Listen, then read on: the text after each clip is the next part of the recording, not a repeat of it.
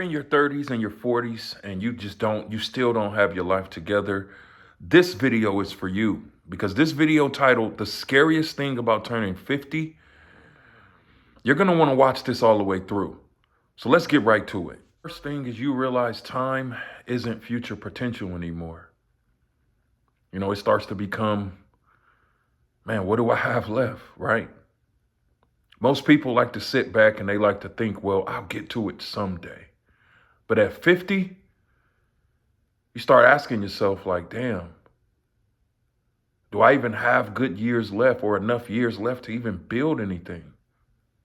I'm 47 and I've been planning my future and working towards these things for years. But I know there are people that are older than me in my family, 60s, 70s, 80s, still working a 9-to-5 job and still complain about money and still don't have these things together.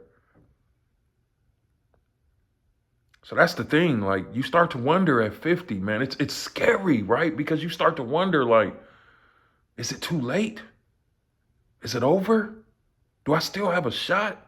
Next thing, you look back and you realize you postponed freedom for responsibility. Family, money, bills. Those things turn into later. And then later turns into, I never started. I don't have a stream of income. I'm stuck and don't know what to do. This is the reason why I've been working, creating systems and stuff like that for the last couple of years, because I'll be damned if I get 50, 60, 70 and have to go back to work a job. Now, I want to tell you, quick note, if you're in your 50s and your 60s, it's never too late. You still have an opportunity right now. Next, your risk tolerance drops, but your financial pressure keeps going up. Think about it. At 25, you could fail and you could recover.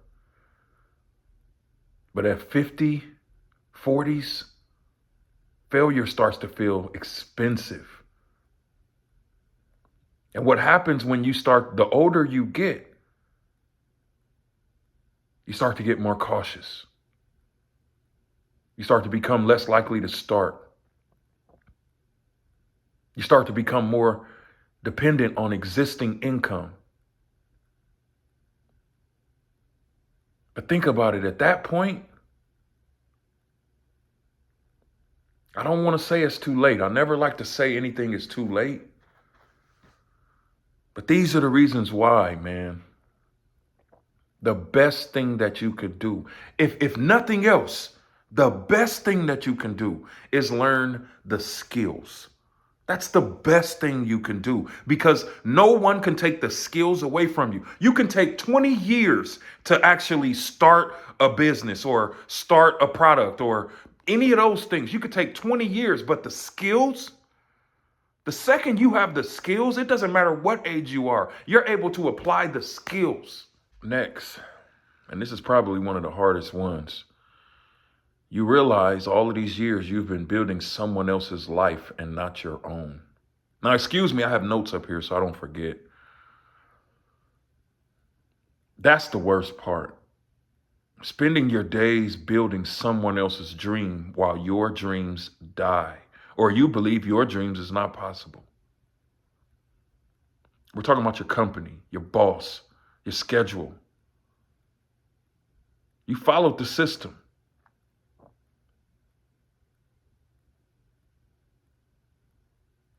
But at 50, a lot of people ask, right? What did I actually build for myself? What did I actually build for my family? I know me, when I was in the job market, the only thing I used to think about is, dang, what happens after this? I know I'm not going to want to work a job forever. Yes, I've been scammed. Yes, I've tried things that didn't work. Yes, I've invested my money that didn't come back. But that's a hell of a lot better than being on my deathbed and wishing I would have jumped for more opportunities. Because I'll be damned if the last thing that I say to myself is, wow, I spent my whole life building someone else's dream. And guess what? The person's dream that you end up building, they don't even come to see you while you're in the hospital on that deathbed. So is it worth it? Next, retirement is no longer even a dream anymore. It's a problem.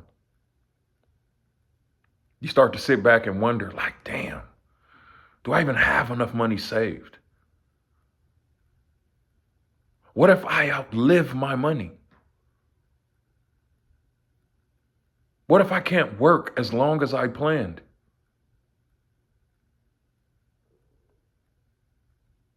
You see, this is why, to me, fear is expensive. Being afraid is expensive because people allow fear to stop them from doing what they really, really, really want to do in here. So that means that we literally spend time creating a story that's not even real, that's usually based on someone else's life who stopped trying, who gave up, or on our own life as we stopped trying, as we gave up. But as you start to turn 50, man, it's scary, man.